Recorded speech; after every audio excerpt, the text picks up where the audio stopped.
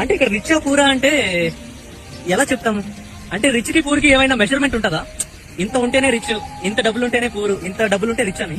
ఇప్పుడు for example కి మా ఊరు ఉందండి. మా ఊర్లో ఎవరో సర్పంచ్ ఉన్నారు అనుకుందాం. ఊర్లో అందరికంటే ఆయన దగ్గరే ఎక్కువ ఆస్తి ఉంది.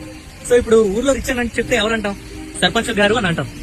అలానే అదే సర్పంచ్ ని ఒక సిటీకి తీసుకెళ్లి వదిలేమనుకోండి. ఆయనకి ఏదో సిటీకి వెళ్ళిపోయారు, అక్కడ ఒక పెద్ద అపార్ట్మెంట్ లో ఉంటున్నారు. ఆ అపార్ట్మెంట్ లో అందరూ గవర్నమెంట్ ఎంప్లాయీస్ ఉన్నారనుకోండి.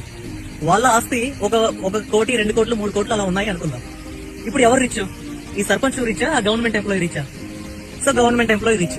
అలానే అదే గవర్నమెంట్ ఎంప్లాయీని ఒక రాజకీయ నాయకులు ఉండే ఒక కాలనీలోకి షిఫ్ట్ అయ్యారు అనుకుందాం. ఇక్కడ ఎవరు రిచ్? ఆ రాజకీయ నాయకులు రిచ్ అవుతారు. అదే రాజకీయ నాయకుడిని ఒక బిజినెస్ మ్యాన్ తో కంపేర్ చేయండి. అదే బిజినెస్ మ్యాన్ ని ఇంకెవరో అనంత్ అంబానీ, ముఖేష్ అంబానీ గారితో కంపేర్ చేయండి. అదే అంబానీని ఒక మార్క్ జుకర్బర్గ్ తో, జెఫ్ బెజోస్ తో కంపేర్ చేయండి. సో ఇలా మనం రిచా పూరా అన్నది మనం ఎదుటి వాళ్ళని కంపేర్ చేసుకుంటేనే మనకు థాట్ అనేది పుడుతుంది అనమాట. ఇప్పుడు రిచ్ అంటే సింపుల్ గా అర్థం ఏంటంటే, అంటే నాకు తెలిసినంత వరకు ఈ పాయింట్ ప్రకారం ఎంత డబ్బులు ఉన్నది అన్నది ఇక్కడ మ్యాటర్ కాదు.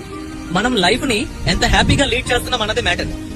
ఇప్పుడు చాలా మంది దగ్గర కోట్ల ఆస్తి ఉంటది, కానీ వాళ్ళకుండే తలనొప్పులు వాళ్ళకుంటాయి, వాళ్ళకుండే టెన్షన్స్ వాళ్ళకుంటాయి, వాళ్ళకుండే భయాలు వాళ్ళకుంటాయి.